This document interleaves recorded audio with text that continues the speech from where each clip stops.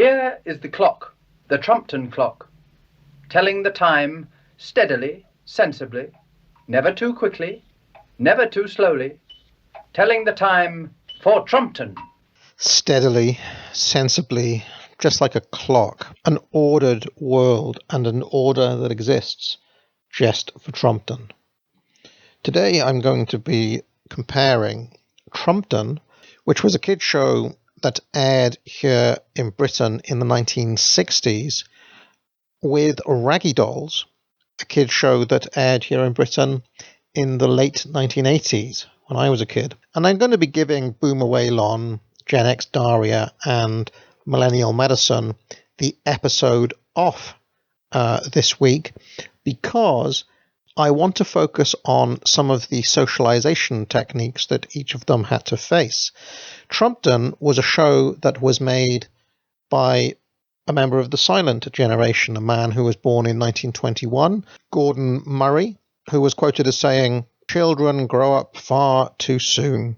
Before you know it, they're having condoms handed out in class. It's not a world that encourages them to be people." So you could say that Trumpton has an explicit conservative agenda. So what about Raggy Dolls then?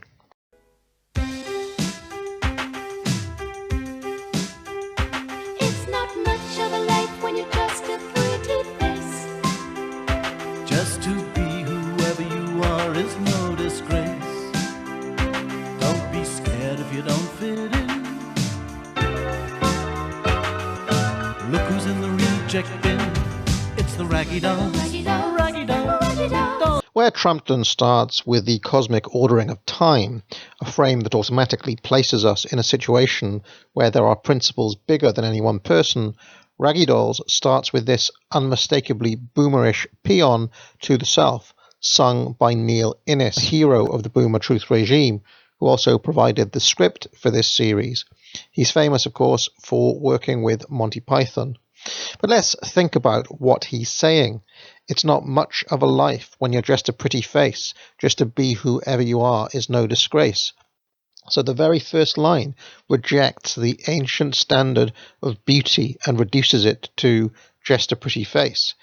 Being beautiful, then, is a shallow quality, but to be whoever you are, warts and all, that's something to be lauded. That's something wonderful. And it continues. Don't be scared if you don't fit in. Look who's in the reject bin.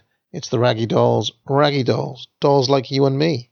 The call here is to disregard social norms, to disregard what other people think, to embrace the idea of yourself, whatever your flaws, as unique and special, and to accept, paradoxically, that basically everyone else is also flawed, also unique, and also special. And this is a near-perfect encapsulation of the half-baked cod philosophy that stands in for a worldview at the centre of the Boomer Truth regime.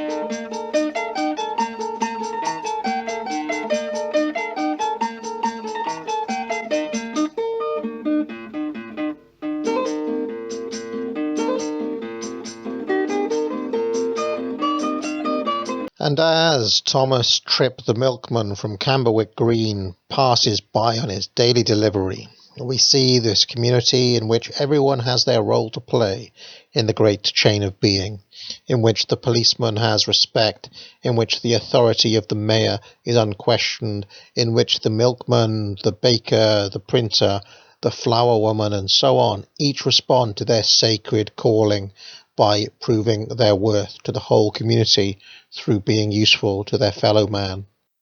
And so we see that each person in Trumpton, even before the episode has started, is defined by their social bonds, by their relationship to the whole of the community, and not, to quote Raggy Dolls, to be whoever they are.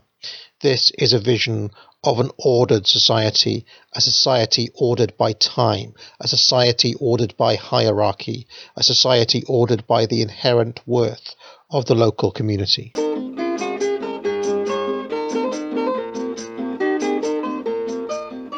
Cobbett is in her usual place with her basket of flowers. Here's the mayor to buy his buttonhole. Miss Lovelace wants some flowers for her hat shop. Everyone knows Mrs. Cobbett. The market square just wouldn't be the same place without her.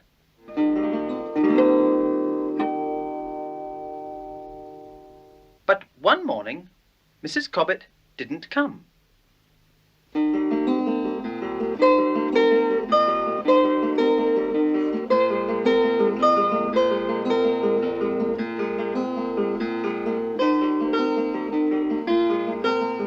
There was no buttonhole for the mayor.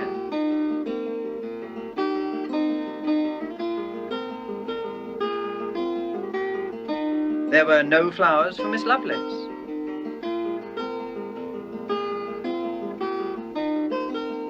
Hello, says Chippy Minton. Where's Mrs. Cobbett then?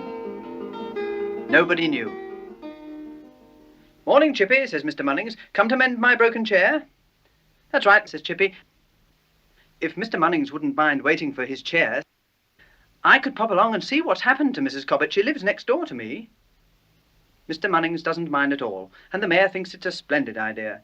So off go Chippy and Nibs in the little van. Notice here how, although everyone is defined by what they can do for everyone else, a great disruption to the order of Trumpton has taken place.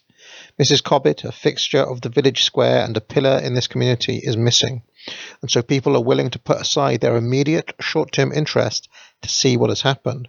They each here put the community before themselves, despite that community resting on each of their own separate interests. Let's see what happens.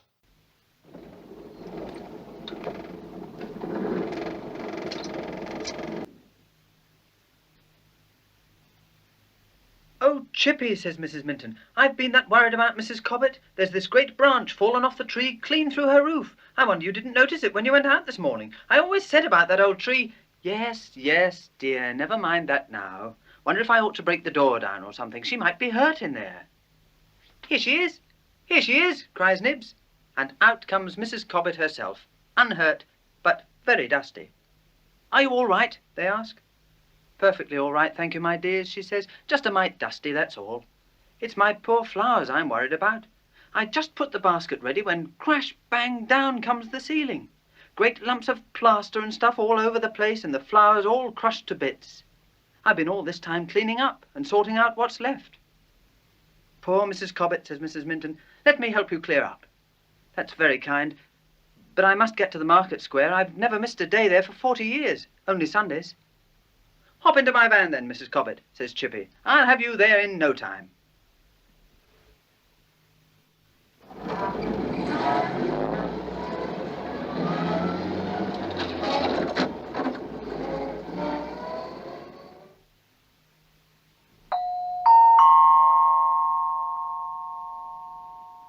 But what's this?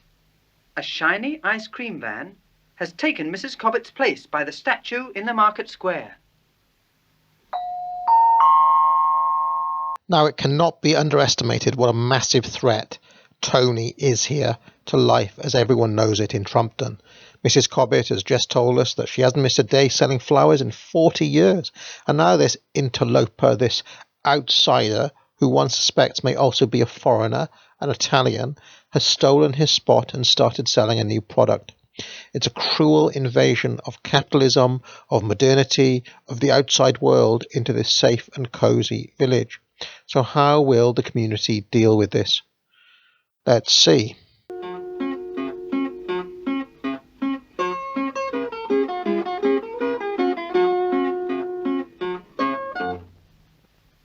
This is too much, says Mrs. Cobbett, and bursts into tears. There, there, says Chippy, don't take on so. But Mrs. Cobbett is taking on. Everyone comes out to see what's the matter. Even the mayor comes out, although he is thinking mostly of his buttonhole. Ah, Mrs. Cobbett, there you are, he says. I'll have a red carnation, please. I haven't got a red carnation, sobs Mrs. Cobbett, and I haven't got a place to sell what few flowers I have got. Chippy Minton explains to the mayor about Mrs. Cobbett and the damaged flowers, but nobody can explain about the ice cream van. I'm terribly sorry, says the ice cream man. It just looked like a good spot to sell ice cream. Tell you what, Mrs. Cobbett, he says, if you will step into my van and sell my ice creams for me this morning, I will go and plaster your ceiling for you. Now, how's that? That's ever so kind, says Mrs. Cobbett. And I'll mend the rafters, offers Chippy Minton, if Mr. Munnings will wait a bit longer for his chair. By all means, says Mr. Munnings. But I thought you said there was a branch sticking through the roof.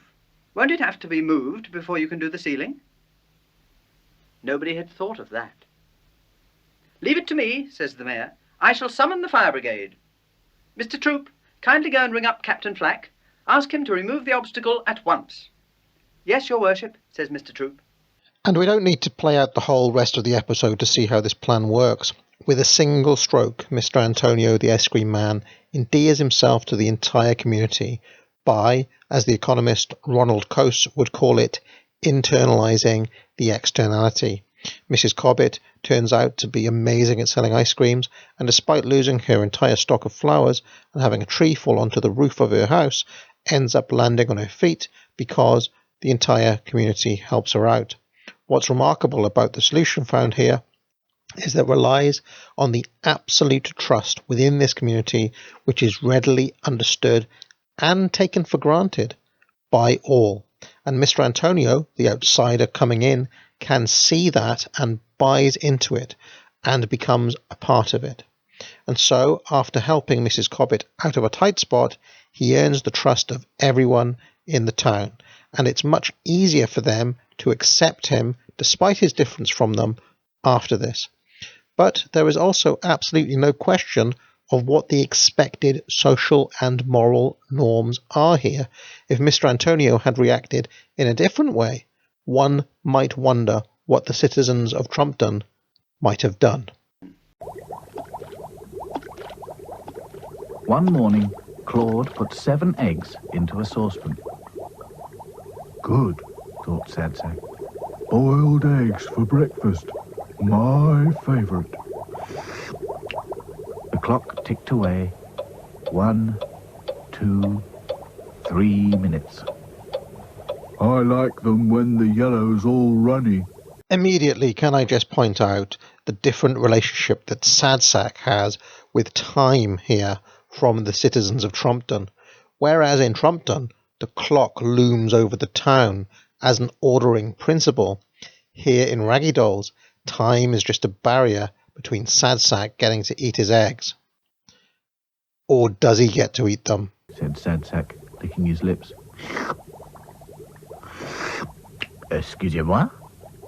Another half a minute, and they'll be just right. These eggs are not for eating, said Claude. Not for eating? No, said Dotty, who was collecting spoons from a drawer. They are for running, explained Claude. Running? We're having a Raggy Doll sports day, said Dotty. And the first race is going to be an egg and spoon race. So boil those eggs really hard, Claude. I'm not running in any races, said Sadsack. Oh, yes, you are. We're all running, said Dotty. Quite a crowd had gathered in the field. It was the first time the Raggy Dolls had held a sports day. A rabbit announced the first race. The first race will be an egg and spoon race, he called. His voice boomed so loud through the megaphone that it was difficult to understand what he was saying. But the Raggy Dolls were already lining up at the start. Look at that shot right there.